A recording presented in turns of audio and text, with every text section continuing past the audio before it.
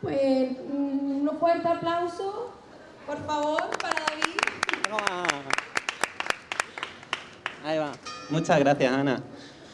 Bueno, pues nada, lo primero de todo, hola, ¿qué tal? Muy buenas tardes a todos. Muchas gracias por pasaros por este evento, ¿no?, de cultura japonesa, esta cultura que tanto nos gusta. Muchas gracias a Best Wave también por dejarme dar esta charla. Muchas gracias también al Ayuntamiento de Coria. Bueno, me presento. Tour por el Japón misterioso. Yo me llamo David Vargas Casado, soy periodista, he hecho el máster en Radio Televisión Española, he estado con ellos y bueno, llevo bastante tiempo investigando sobre misterios de Japón, sobre sus leyendas, bueno, todo tipo de cosas, algo que he compartido tanto en programas que he dirigido yo, por ejemplo en la radio de la Universidad de Sevilla, como en otros programas, en televisión, por ejemplo, en Zona Oculta, en la revista de lo desconocido, en Voces del Misterio, pues para el que sea del Sevilla, pues en la radio del Sevilla. Y bueno, luego también en Radio Nacional he estado en Espacio en Blanco con Miguel Blanco. Sin embargo, pues como ha dicho Ana, ¿no?, antes, yo ahora mismo lo que llevo es mi proyecto personal, que es el proyecto Japón Oculto, un canal de YouTube en el que me dedico a hablar sobre todo tipo de leyendas del folclore japonés, sobre crímenes, desapariciones, sobre, bueno, todo ese Japón más desconocido que está un poco más lejos, ¿no?, de lo que normalmente nos llega de él a través de redes sociales o de los documentales. Vale, para esta conferencia pues también quería hacer como un pequeño juego, ¿no? Entonces, para quienes nos vean, nosotros en las redes sociales del programa, si hacen una foto de la conferencia y nos etiquetan a ella en Instagram, pues se lleva un póster de un yokai o de un yurei que tiene aquí nuestro compañero, el de los auriculares. Entonces hacéis la foto, nos etiquetáis, se la enseñáis y él os da un póster. Son pues eso, de algunos seres mitológicos que yo creo que están muy chulos. Vale, pues a través de mis investigaciones es muy chulo porque me fui marcando en un mapa todos los sitios que iba viendo, ¿no? Y es guay, ¿no?, ver cómo al principio está el mapa vacío y ahora aparece un queso gruyère. Está todo lleno de pues, circulitos. Los azules son sitios en los que han ocurrido ahí mismo hechos misteriosos, crímenes o leyendas. Y los verdes son sitios que están relacionados, pues porque haya un museo o algo parecido. Vale, pues para comenzar vamos a viajar a la parte más al sur de Japón. Pero al sur, o sea, ya más al sur no hay nada, porque directamente es Taiwán. Vamos a viajar a la isla más sureña de todo el archipiélago japonés, a Yonaguni. Dale. Vale, esta isla es una isla pequeñísima, es diminuta. Se dice que en bicicleta se tardan 3-4 horas en darle toda la vuelta a la isla. De hecho, es curioso porque está tan lejos de Japón que tiene su propio dialecto, que no tiene nada que ver con el japonés. Y en 2016, como esta isla está tan alejada y demás, como también China estaba haciendo maniobras con su flota, pues Japón dijo que, claro, esta isla tiene una importancia geoestratégica muy grande para Japón. Entonces decidió reforzar la presencia de sus guardacostas y envió un contingente de 250 soldados de las fuerzas de autodefensa que se instalaron en la ciudad e imaginaos, 250 soldados son el 15% del total de la población de la isla, porque en total tiene unos 1.700 habitantes. Es una locura la pirámide poblacional de la isla como ha bajado. Vamos a centrarnos principalmente en esta parte de aquí, porque es donde se encuentra lo que ha hecho famoso en todo el mundo a esta isla. Dale. En 1980, Kihachiro Aratake se encuentra haciendo submarinismo para buscar lugares en los que se apareasen los tiburones martillo. ¿Por qué? Porque Yonaguni tiene unas aguas cristalinas que son muy buenas para hacer submarinismo y atrae muchos turistas de todo el mundo para ver cómo se aparean estos tiburones. Entonces, Aratake estaba haciendo una investigación pues, para ver nuevos sitios a los que llevar a los turistas y da la casualidad de que se encuentra en un lecho marino que es completamente liso, se encuentra una estructura de unos 100 metros cuadrados que se eleva varias decenas de metros sobre el nivel del mar, desde el fondo marino se eleva varias decenas de metros y desde la línea del mar queda tan solo 7 metros de profundidad. Es una estructura muy grande. A él le llama la atención que ve que hay una serie como de cortes en la roca perfectamente hechos en forma de escalera. Llama la atención una roca que parece que ha sido tallada para ser una tortuga.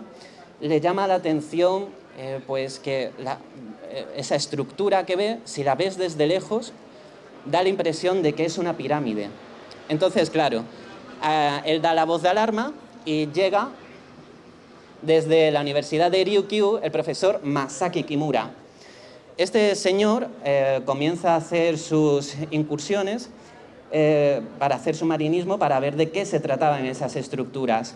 En un principio dice, no, esto es de origen natural. Sin embargo, conforme más bajadas hace, más dice, oye, esto en realidad parece que está hecho por la mano del hombre. Vale, os dejo aquí esta imagen porque personalmente me da un poco de coraje. Es bonita, pero lamentablemente es Photoshop, ¿vale? Lo que pasa es que si ponéis pirámide de Yonaguni o ponéis Cabo Iseki, que significa Cabo de las Ruinas, que es como lo bautizó Aratake, pues es lo primero que aparece. Y no, esto no es. ¿Vale? Es esto. Esto es un estudio en 3D que hicieron desde la Universidad de Ryukyu para poder estudiar las ruinas y ver bien cómo están formadas. Vemos, pues, por ejemplo, aquí todo esto que gira, que Aratake, el profesor Kimura también dice que parece que es como una especie de carretera que da la vuelta a todo el perímetro. Una terraza principal que podría haber hecho las veces de palco. Encuentra también, aquí en el mapa no aparece señalado, pero esto serían como escaleras de una pirámide parecida, ¿no? Podríamos ver a las pirámides aztecas. O incluso una especie de triángulo que podría haber hecho las veces de una piscina, pues para purificarse a la hora de hacer algún rito religioso. Vale, ahora vemos aquí, esto está muy guay porque esta foto está sacada del Club de Submarinismo Español, porque fueron a las ruinas a hacer submarinismo. A pesar de que he dicho que Yonaguni es una zona muy turística para visitar a los tiburones martillo y todo, es una zona muy complicada para bucear, porque las corrientes marítimas son bestiales. Entonces, si el día está tranquilo, se puede bajar, si no, es imposible, el mar te lleva. Entonces, vamos a fijarnos en estas estructuras de aquí, cómo son toda la parte de lo que sería el lateral de la estructura. Pero sobre todo vamos a fijarnos en el lecho marino porque en esta imagen se ve muy bien. Es un lecho marino que parece completamente liso. Si nos fijamos no hay rocas, es todo pues, prácticamente arena y ya está. Lo que hace esto es producto de las fuertes corrientes marítimas. Cualquier roca que cae aquí desprendida, pues la corriente se la lleva. Entonces, los detractores de la teoría de Kimura decían, vamos a ver, si esto fuese realmente una pirámide hecha por el ser humano, pues habría grabados o habría literalmente una cabeza de algún dios o algo. Pero Kimura dice, sí, pero es que con las corrientes que hay, si esa cabeza se rompe, no se va a quedar ahí, no la vamos a encontrar. El mar se la va a llevar. Vale, siguiente. Vale, aquí en esta fotografía vemos muy bien esos escalones, esos supuestos escalones, ¿no? Que parecen los escalones de una pirámide azteca, una pirámide maya o incluso de las pirámides de Giza. Dicen también que, claro, estos cortes en la roca se ven muy rectos. Kimura dice que la madre naturaleza eso no lo hace, que tendría que haber sido obra del ser humano que ha ido tallando esos escalones.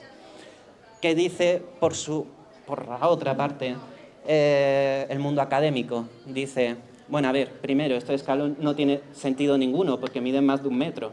Entonces, claro, tendría que ser algo pues, puramente decorativo, como los escalones de las pirámides aztecas. Bueno, vale. Pero luego, ¿qué encontramos? Que realmente, si veis estas manchas naranjas, estas manchas verdes, estas manchas aquí más celestes, esos son microorganismos. Y para que nos entendamos, lo que hacen es posarse sobre la roca, crecer allí, y acaban creando lo que es como una especie de capa de musgo, ¿vale? Pero no es musgo, son algas y otros bichos. Entonces, ¿qué pasa? Eso homogeneiza, no sé, la roca. Entonces, da la sensación de que parezca más recto de lo que si retiramos toda esa capa es realmente.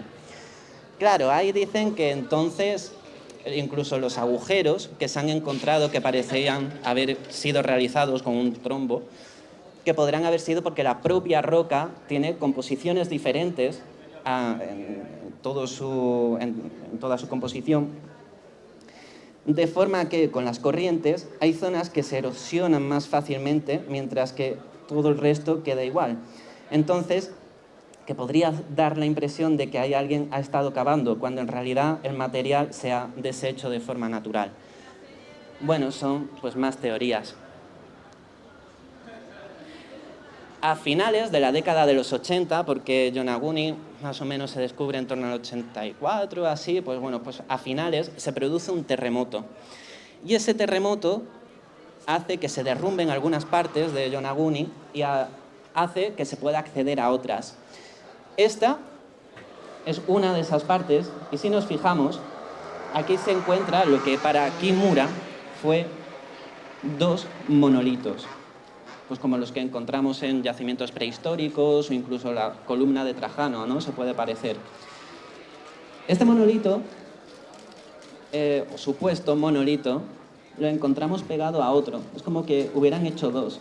De aquí les llama la atención a Kimura lo recto del corte, lo aparentemente pulido de la superficie, y sobre todo esta raja que hay aquí en medio, que separa los dos de forma pues, prácticamente perfecta.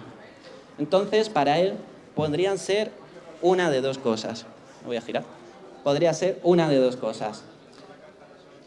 O unos monolitos que se quedaron ahí, o monolitos a medio terminar.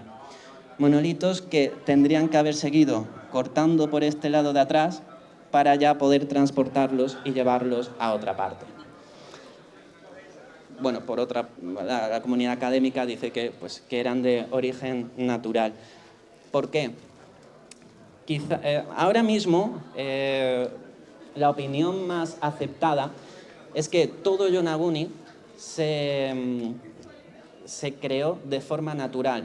¿Por qué? Porque en la época de la última gran glaciación, hace unos 10.000 años, toda esa zona estaba fuera del mar. El nivel del mar era 100 metros inferior a lo que es hoy en día, de forma que la zona de las ruinas era litoral. ¿Y qué pasa? Esto es una fotografía del litoral de Yonaguni a día de hoy. Vemos que los cortes son muy parecidos. No son perfectos, pero si a esto le pusiéramos la capa de musgo que tiene bajo el agua, la zona de las ruinas, dan cortes muy parecidos. Porque es como las piedras estas de pizarra que se caen por lascas, pues es una roca muy parecida. Sin embargo, Kimura contraataca y Kimura dice, sí, pero es que hace 10.000 años que toda esta zona estuviese fuera del agua, apoya también mi teoría. ¿Por qué? 2 posibilidades. Porque no es que a lo mejor estuviesen haciendo de traer desde otra parte las rocas para crear una pirámide como hacían los egipcios. No. Es que estaban aprovechando un montículo natural para tallar de allí una pirámide. U otra teoría es que estaban utilizando ese montículo como una cantera para llevar la piedra a otra parte. ¿Qué pasa? También, dale. Bueno, aquí tenemos, por ejemplo, un mapa que muestra cómo era el nivel de la costa hace 10.000 años. Y entonces, Yonaguni está aquí, esto sería Taiwán, Yonaguni está aquí. Para que nos hagamos una idea, esto es Japón, Hokkaido está prácticamente conectada con Japón, está conectada con la isla de Sajalín y conecta con el continente. Y esto es Corea, está prácticamente conectado con Japón. O sea, era un nivel marítimo que no tiene nada que ver el paisaje con el que conocemos hoy en día. Aquí estaría Yonaguni. Vale. Entonces, se presenta otro problema, que hace 10.000 años se suponía que la humanidad no vivía en asentamientos, no era sedentaria. Se supone que éramos nómadas, cazadores, recolectores. ¿Qué pasa? Se suponía, porque la historia es maravillosa, aquí hay graduados en historia, saben que es maravilloso porque la historia se va reescribiendo a medida que se conocen datos nuevos. Y hace unos años se descubre Göbekli Tepe. Göbekli Tepe es el primer templo conocido de la humanidad. Fijaos, hay partes de este templo que tienen 15.000 años de antigüedad. Por cierto, es en Turquía. Entonces, si este templo hace 15.000 años ya existía, si Yonaguni existió hace 10.000, pues por fechas también sería posible. Entonces, ¿qué ocurrió? ¿Es Yonaguni obra natural? ¿Es Yonaguni obra del hombre? Pues no se sabe. Académicamente se piensa que es natural, pero Göbekli Tepe demuestra que por lo menos como cantera o como lugar al que se podría haber intentado dar un culto, demuestra que es perfectamente posible. Pues a día de hoy lo que hacen también es esperar que se pueda descubrir algún momento pues alguna inscripción en la roca, algún lugar que esté tallado ya de forma inequívoca, que pueda pues apoyar nuevamente la teoría de que se trata de una pirámide. Mientras, pues cada uno tendrá que sacar sus propias conclusiones. Vale, ahora viajamos más al norte. Ya nos vamos a las 4 islas principales de Japón, nos vamos a la del sur otra vez. Vamos a Kyushu. Allí, fijaos, vamos a este cuadradito de aquí y fijaos muy bien en esta línea gris que hay aquí, ¿vale? Hay una carretera muy serpenteante y aquí hay una línea, ¿vale? Vamos a hablar ahora del túnel de Inunaki. Dale, a la siguiente. Mira, Inunaki es una aldea maldita de Japón. Cuenta la leyenda que en los montes de Fukuoka, en la isla de Kyushu, hay un túnel que se encuentra la entrada tapiada para evitar que los viajeros lo crucen. ¿Qué ocurre si alguien lo cruza? Pues que al salir por la otra parte del túnel encontrará un cartel en el que dice: aquí ya no imperan las leyes de Japón, entre bajo su propio riesgo. Si continúa, llega a un valle en el que hay una aldea demacrada, una aldea con las casas completamente destruidas, una aldea en la que se practica el canibalismo, el incesto, y con los extranjeros hacen toda clase de perrerías porque ahí el turismo no gusta. ¿Qué pasa? Que si el viajero consigue escapar de la aldea y volver al túnel, encuentra que al cruzar otra vez la entrada y al salir por el otro lado, horror, vuelve a la aldea, porque es un camino solo de ida. El origen de esta aldea maldita de Inunaki se encontraría en el periodo Edo. Salimos de toda la época de los estados feudales que se van peleando entre sí y ya el gobierno queda centralizado bajo el shogunato de Edo. ¿Qué pasa? Los criminales quieren vivir a sus anchas y se buscan una aldea perdida entre las montañas de Fukuoka para poder crear ahí su propio reino. Entonces se encargan de esconderla en los montes y de eliminar su rastro de todos los mapas. Pasan los siglos y en la restauración Meiji, el gobierno, que se entera de la existencia de esta aldea, dice, pues le vamos a dar un uso. Vamos a enviar allí a los enfermos de lepra, para que se curen. Como no los queremos en ningún lado, los enviamos allí. ¿Qué pasa?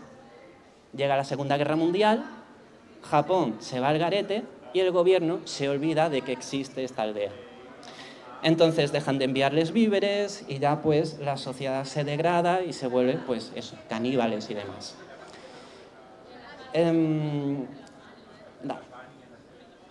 Curiosamente, esa que he contado hasta ahora es la parte de la leyenda. Ahora, Inunaki, curiosamente, existe. O al menos existió. Inunaki era una aldea normalita de Japón que se dedicaba al comercio de la madera y que efectivamente se encontraba en las montañas de Fukuoka. Hasta el siglo XIX pues, se dedicaba a cortar madera de los montes para hacer carbón y demás. ¿Qué pasa? Que se crea el auge de las ciudades. Cada vez hay menos futuro para los jóvenes en estas aldeas que acaban emigrando a las ciudades y se va despoblando. Hasta tal punto que tienen que fusionar a Inunaki con otras aldeas de alrededor para que no desaparezca, literalmente. Entonces, esto se reproduce varias veces hasta que en el siglo XIX, a mediados del siglo XIX, se decide que el lugar en el que está la aldea de Inunaki es el sitio ideal y perfecto para construir una presa. Entonces, se llevan a toda la población, refundan Inunaki en nuevo Inunaki, en otro lado, lo vuelven a juntar con más pueblos y ya no existe Inunaki ni nuevo Inunaki, solamente queda una placa conmemorativa en ese nuevo lugar en el que la fundaron. Y la Inunaki original se encuentra a día de hoy en las profundidades del pantano de Inunaki. Y curiosamente, si alguien pues no puede viajar a Inunaki, ¿no? Pues con entrar a Google Maps puede comprobar que curiosamente hicieron una foto cuando el nivel del pantano estaba bajo y se puede ver el puente de acceso a la aldea. Y no queda ahí la cosa, ya que el túnel también existe. ¿Os acordáis que os he dicho al principio que os fijaseis en la parte esa oscurita que había ahí una línea? Pues es la parte de arriba del túnel, que está tapiado, tal y como cuenta la leyenda. ¿Pero por qué está tapiado? Porque en cualquier momento se cae. Es un túnel que el gobierno japonés construye en torno a 1940 y lo hace para conectar todas las aldeas de alrededor. ¿Qué pasa? Que claro, Japón, 1940, Segunda Guerra Mundial, aldeas japonesas perdidas en mitad de la montaña. Las aldeas de Japón eran pobreza absoluta, eran de agricultores y no tenían los pobres muchas veces ni para vivir ellos. Entonces, ¿qué pasa? Que no había coches. Entonces construyen una carretera para conectar aldeas en las que no hay coches. Entonces, esto no se llega a usar. Además, es una carretera muy primitiva, con un camino de montaña muy serpenteante y muy peligroso. Entonces, desde aquel entonces, la carretera apenas se utiliza y se convierte en el lugar perfecto para que vayan los Bosozoku. ¿Qué son los Bosozoku? Una tribu urbana de Japón, una de las más chulas, a mi entender, porque son esos que van en motos tuneadas y que se dedican a generar atascos, haciendo un desfile de 100 o 200 de ellos y empezando a circular en plena autovía a 1 km por hora. ¿Y por qué? Para fastidiar, porque son pues antisistemas. Entonces, estos grupos acaban haciendo de la zona de Inunaki prácticamente su dominio pues, para hacer lo que quieran. Curiosamente aquí hila, ¿no?, con la parte de la leyenda, ¿no?, de los grupos criminales que van a hacer de la Inunaki legendaria pues, su imperio. ¿Estos grupos eran peligrosos? Sí. Los había de todo tipo. Los había que se juntaba con el primo y el hermano y ya eran Bosozoku.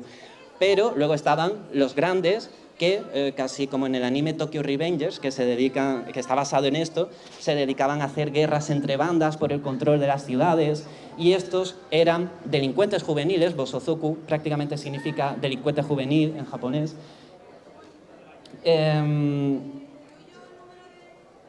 No significa literalmente eso, pero se entiende, ¿vale? Son como sinónimos. y se convierte en la cantera de la Yakuza. La Yakuza, cuando quiere buscar a nuevos reclutas, pues no se va a ir a la universidad a ver quién es el malote, sino que coge ya a delincuentes juveniles que ya tienen antecedentes por trapicheo y demás. Entonces, este era un lugar muy peligroso en el que no solamente encontramos lo que para mí es interesante de este misterio, ¿no? De cómo de la leyenda de la aldea maldita más famosa de todo Japón, cómo vamos desmembrándola y nos vamos encontrando cómo tiene trozos de verdad. Inunaki existió, hubo criminales en ella, y además encontramos la historia de Koichi Umeyama. Una historia súper injusta y súper triste de un chaval al que un grupo de Bosozokus asesina en el túnel de Inunaki.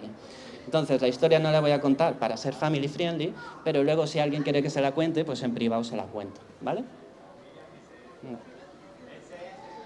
Vale, y la popularidad de esta aldea es bestial, ¿vale? Hicieron una película inspirada en la leyenda, ¿no? De que una chavala que va y le empiezan a perseguir espíritus. Curiosamente, la película es de Takashi Shimizu, que por si no lo conocéis es el mismo que hace las películas de La Maldición, de Ju-on, el niño es azul que da tan mal rollo. Y luego inspira animes como por ejemplo Mayoiga, un anime que no sé por qué odia a tantísima gente, pero que directamente está inspirado en esa leyenda. Dale a la siguiente, porfa. Vale, ahora vamos con un avistamiento ovni. La historia del Utsuro Bune ocurre en la actual Ibaraki.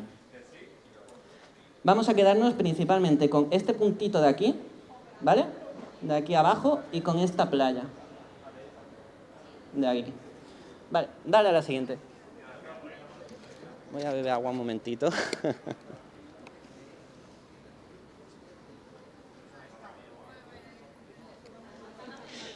Vale, la historia ocurre en 1803.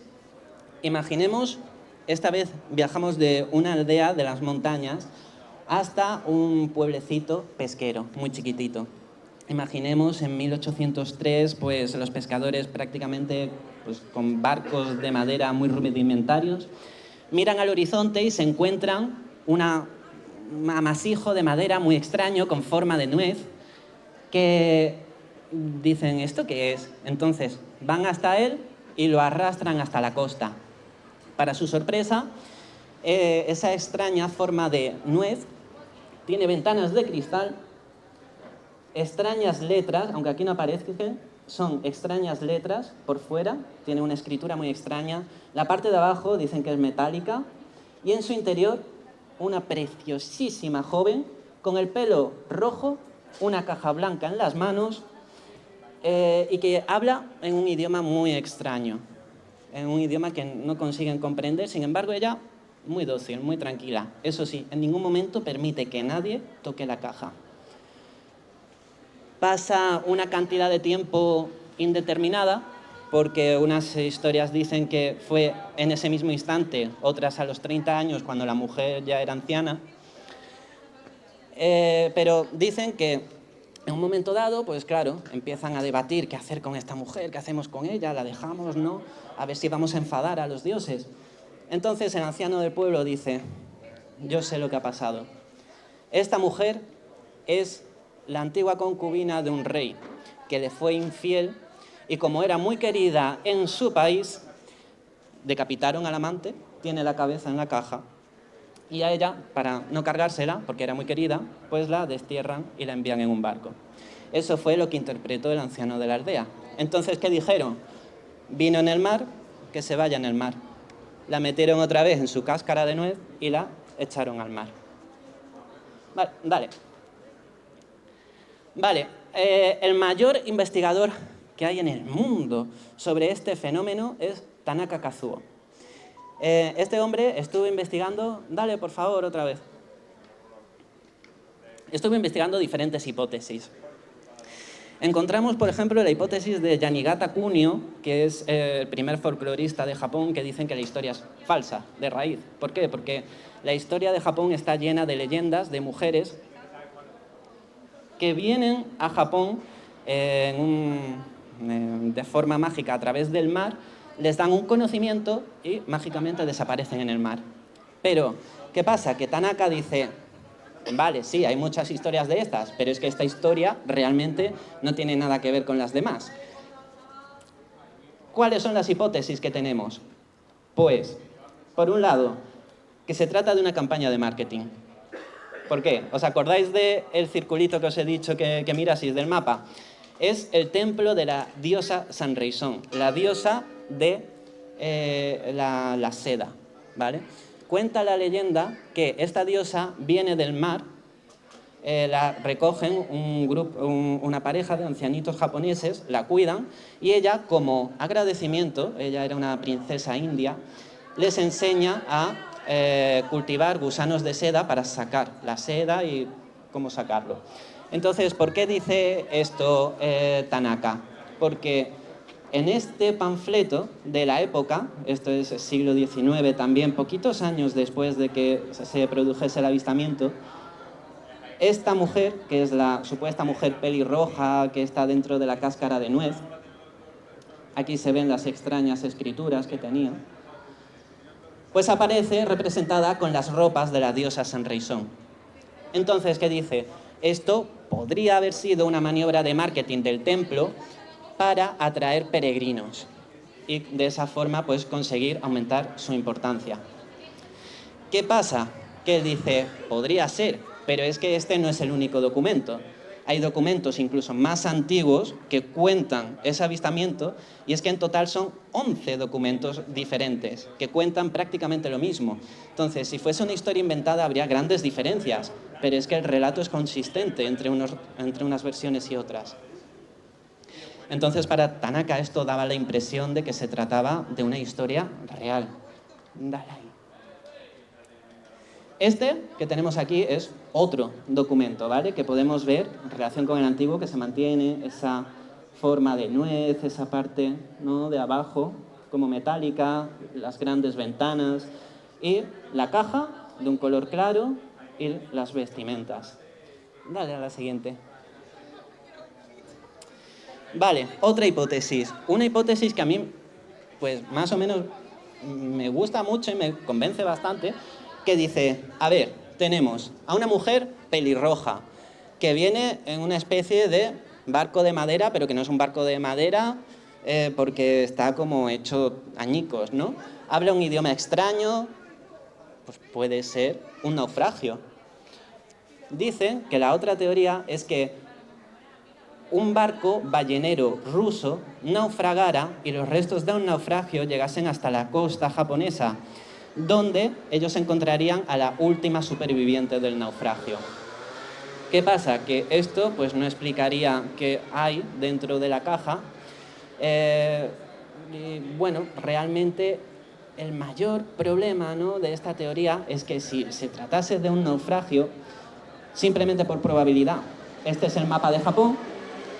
Si fuese un naufragio que viniese del continente, pues normalmente el naufragio se produciría en el mar de Japón.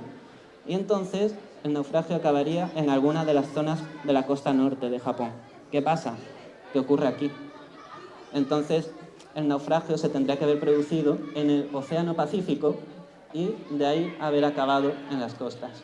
Bueno, esto es pues simplemente probabilidad. ¿Puede haber sido esa la explicación? Perfectamente.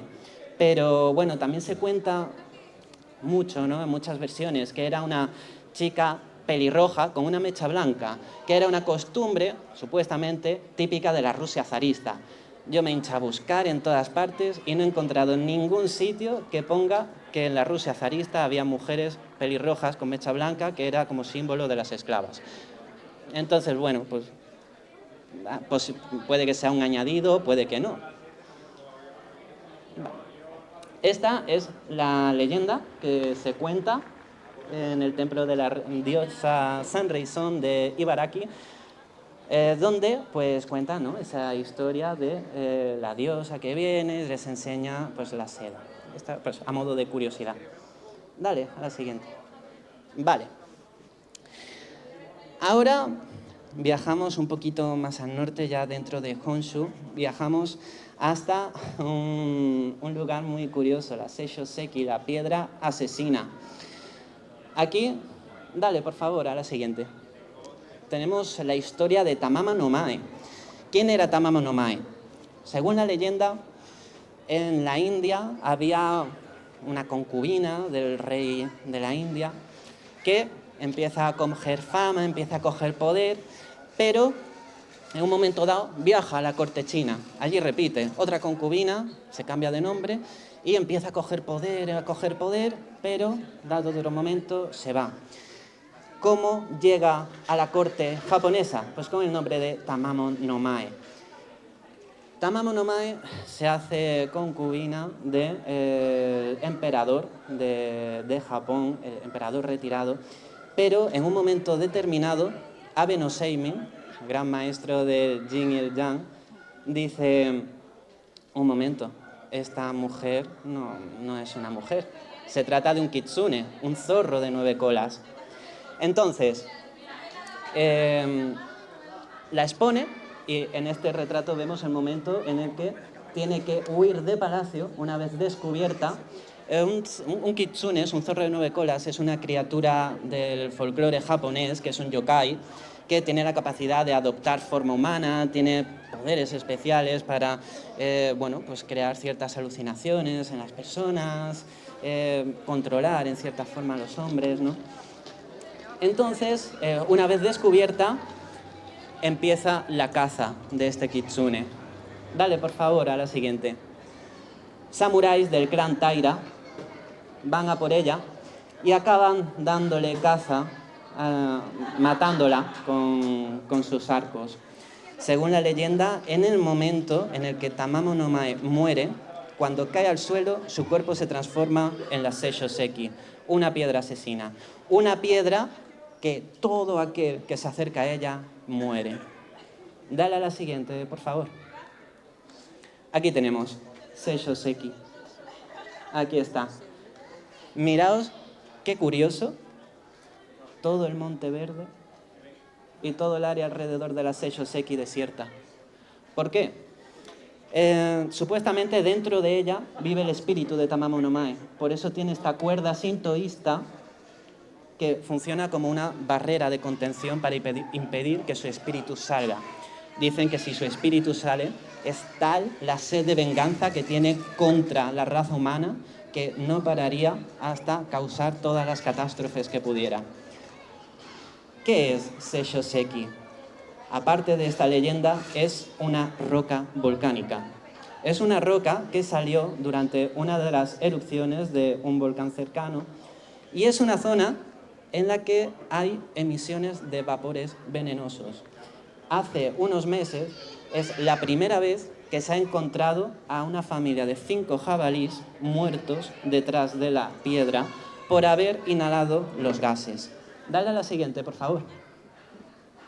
Aquí podemos ver el tamaño de la piedra. Estos son operarios cambiando la cuerda ceremonial. Podemos ver lo grande que es, ¿no? Pues imaginaos, más o menos a esta altura, ¿no? Que puede ser una familia de 5 jabalíes muertos. Nosotros no solemos tener problemas porque esos gases quedan a ras de suelo. Sin embargo, es la primera vez que animales tan grandes aparecen muertos. Antes aparecían comadrejas, aparecían bichitos. Entonces, ¿qué dicen?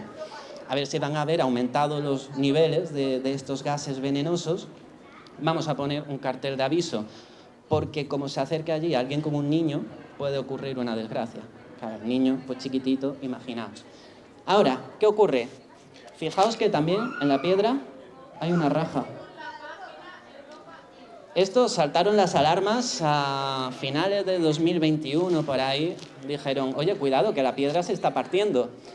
Parece ser que por causa de la lluvia, de toda esa humedad que se va filtrando por la roca, luego con las heladas, el agua aumenta de tamaño, pues va partiendo la roca. Finalmente, dale a la siguiente, por favor. La piedra se parte. La piedra se parte en marzo de 2022. ¿Qué ocurre? La piedra se parte y el espíritu de Tamamo no Mae se libera. Entonces, Aquí ya cada uno que piense, ¿no?, si desde marzo de 2022 han pasado desgracias o no. Aquí ya pues que cada uno lo piense. Pero a mí me llama la atención, ¿no? Por ejemplo, en muchos sitios dijeron, la piedra se ha partido y ha desaparecido la cuerda sagrada. Bueno, la cuerda está ahí, ¿vale? Entonces, al partirse la piedra, pues la cuerda pierde ya dónde sujetarse y se cae al suelo. Entonces, está ahí. ¿Qué pasa? Los sacerdotes del templo sintoísta, porque la Seishoseki está en un complejo de un templo. Entonces, los sacerdotes, ante esta catástrofe, una catástrofe también religiosa, porque esto es casi como si fuera un santo para nosotros, pues esto es un lugar de un kami, ¿no?, para ellos. Entonces, dale a la siguiente, por favor. Organizan un servicio sintoísta para calmar al espíritu de Tamamo no Mae y decirle, por favor, no nos traigas desgracias, cálmate y quédate en paz. Bueno, este espíritu se hizo un par de semanas después de que la roca se partiese y bueno, pues yo creo que es una leyenda, una historia bastante chula. En cierta forma da pena, ¿no?, por Tamamo no Mae, pero está también guay porque es de mucha actualidad. Dale a la siguiente, por favor. Vale, ahora nos vamos con la muñeca Okiku. Vamos haciendo un recorrido del sur al norte, ahora nos vamos al norte del todo, nos vamos hasta Hokkaido, muy cerquita de Sapporo. Aquí tenemos el puntito azul. Dale a la siguiente, por favor. Vale. En sí, Sapporo es una ciudad relativamente nueva que, si mal no recuerdo, se crea a mediados del siglo XIX. Entonces, ¿qué pasa? En torno a 1918 se crea en Sapporo una exposición para demostrar cómo ha avanzado la ciudad en los 50 años desde su fundación. Ahí entra en papel Eikichi Suzuki, un joven que, pues como todo joven, dice, ostras, están haciendo una exposición aquí en Sapporo, esto es en Nova Más, voy a ir de viaje. Y en Sapporo se va a la Tanuki Koji, que es una, pues como en Sevilla la calle Sierpes, por ejemplo, es una avenida comercial muy famosa con un montón de negocios tradicionales. Allí ve una muñeca que le recuerda inmediatamente a su hermana pequeñita. ¿Por qué? Porque tiene un corte de pelo estilo Okapa. No sé si habéis visto alguna muñeca japonesa que tiene así el flequillito y un poco de pelo champiñón. Pues era una muñeca así, un tipo de muñeca que se llama Ichimatsu, que imitaba el tamaño real, ¿no?, de una niña pequeña y estaba diseñada para que la llevaran en brazos a todas partes. Bueno, pues él se la lleva a su hermana que se llama Okiku, y la niña se enamora tanto que le pone su mismo nombre a la muñeca y duerme con ella, hace vida todo el día con ella, juega con ella. Por desgracia, Okiku, al poquito tiempo, fallece a causa de un resfriado. Y la familia le da tanta pena que pone a la muñeca en el ataúd con Okiku. Pues a la niña pues le dan su entierro y demás, y la ponen a la muñeca en el altar que tienen familiar en su casa. Pasa el tiempo y se dan cuenta de algo muy extraño, y es que a la muñeca le empieza a crecer el pelo. La familia entiende que era tal el amor que tenía la niña por la muñeca que su espíritu pasó a la muñeca y quedó poseída. La familia, con el paso del tiempo, pues tiene que buscarse la vida y decide emigrar a la isla de Sajalín, una isla que antes era de Japón, la mitad, ahora es toda parte de Rusia, pero decide irse allí a trabajar en las minas de carbón. Y como no puede hacerse cargo de la muñeca, pues decide donarla al templo Manenji. Dale, por favor. Templo Manenji es este templo de aquí, es el circulito azul que hemos puesto al principio, en el que lo que a mí me encanta de los misterios, que se puedan ver. En este templo, evidentemente existe, y la muñeca Okiku existe de verdad y se puede visitar dentro de él. Eso sí, está prohibido hacerle fotografías y bueno, es un templo muy humilde. En principio pues casi no parece gran cosa, ¿no? Pertenece a una secta budista llamada Yodo Y... ¡Ey! Mira, Okiku. Y bueno, se puede visitar allí. Eso sí, todos los años, en torno a agosto, cientos de japoneses llegan hasta este templo para visitar a la muñeca. ¿Por qué? Porque en agosto se celebra el Obon. Aquí en Corea del Río se celebra el Toro Nagashi, ¿no? Pues es un festival que es la fiesta de difuntos japonesas. Entonces, muchísimos japoneses acuden al templo para ver con sus propios ojos esta muñeca pues, misteriosa, poseída. Dale, a la siguiente. Vale, fenómenos que se asocian a esta muñeca. Es curioso, ¿no? Porque está prohibido hacer fotos a la muñeca, Internet está lleno de fotos de la muñeca. Pero bueno, fenómenos. El pelo supuestamente le crece. Le creció muchísimo. Posible teoría para explicar esto. Han dicho muchas.